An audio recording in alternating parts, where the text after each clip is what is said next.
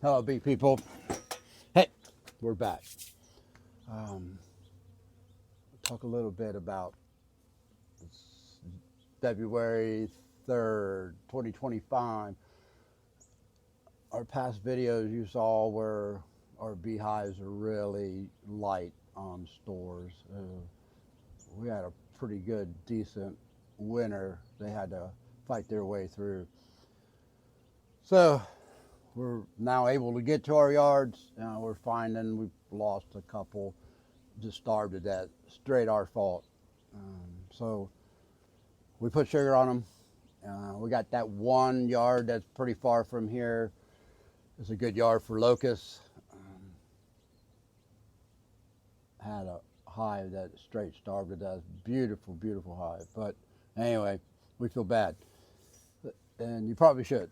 So we put sugar and buckets on them. If you saw our insulated lid, we cut a hole in the back of our insulated lid and put the bucket there. Our thoughts here is, if you can see this or not, the lids themselves have this 3/8 lip on them. So the bees can get up there and work it. So we're thinking sitting on top of that insulated lid, we put a box around it, put the real lid on top of that with the mylar. So we're thinking the heat from the hive, because that's where the bees are, is up by this insulation, is going to work its way up here and kind of warm the bottom of this bucket where the bees can come up and use it and take it right down and put it away. The product we're using isn't sugar, it's sugars, and there are 4 sugars and 3 of them have been inverted. So it's already the consistency of honey, and one of the sugars isn't, so they can use it straight away. Here's our 2 totes, both of them together. We put around 6,000 pounds on it. The trailer can handle a little more, but pulling 6,000 pounds behind you, that's enough. And then we put Hive Alive in it. That way, by the time we get home, it's all mixed up. And then here we are. It's running a little slow than normal. The bees have already found it, so that's kind of a good sign to us that they're interested in some nectar. That's what we're going to call it. And then, so our hopes and dreams, right, that they're going to use it. Here it is. We're going to fill these buckets up about a little over 3/4 of the way.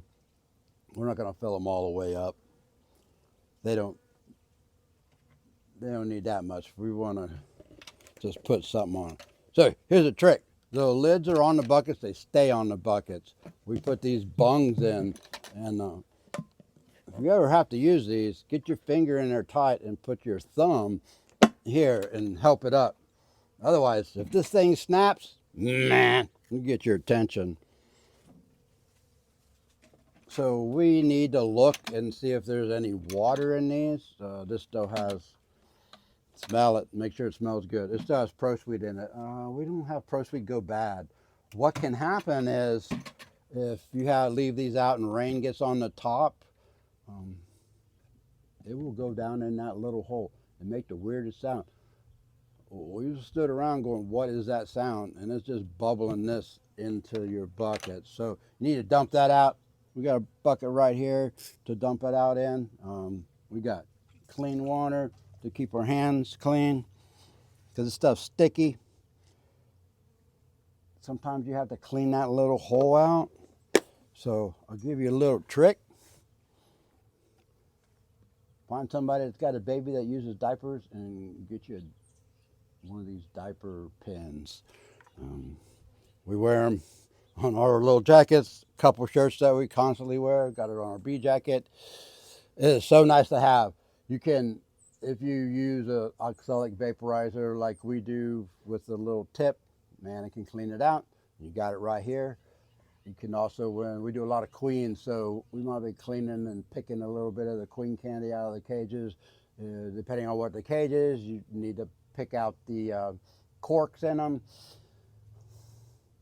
You can clean the lids out if they're dirty, right? So, useful tool, just a little tip of the day.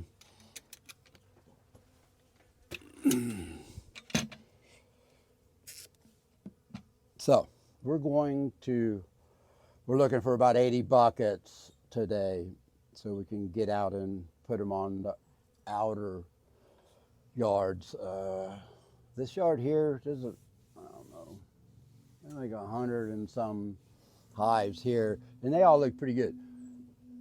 Some of our yards, for some reason, there's just nothing there. After June, man, it just turn off the switch. I don't know what happens there. No more nectar. We try to keep up on feeding them.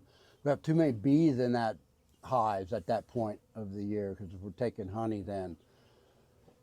So we're thinking we're going to split our hives in the beginning of April. And that's another reason why we're feeding.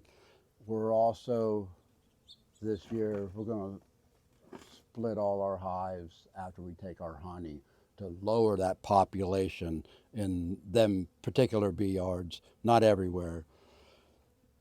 We'll be making videos of that also, try to help people understand how to split your hive, and get honey. Come on, little girl, get out of there.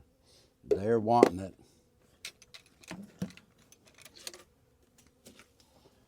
Which is good to see. I really like the bees coming after this Pro Sweet right now.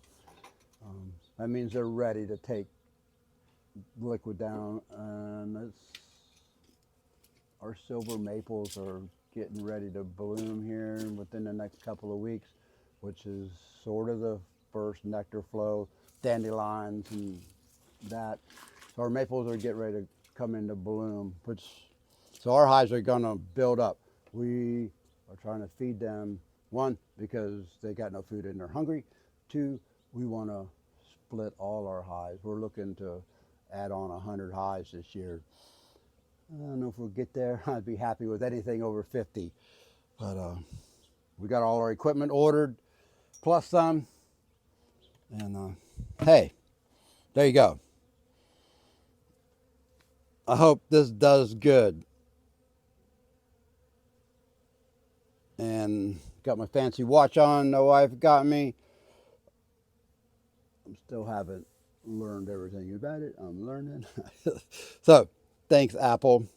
And thank you for watching. We appreciate it. We hope we're helping you. We're just trying to throw all the knowledge the bees have given us over the years out to you.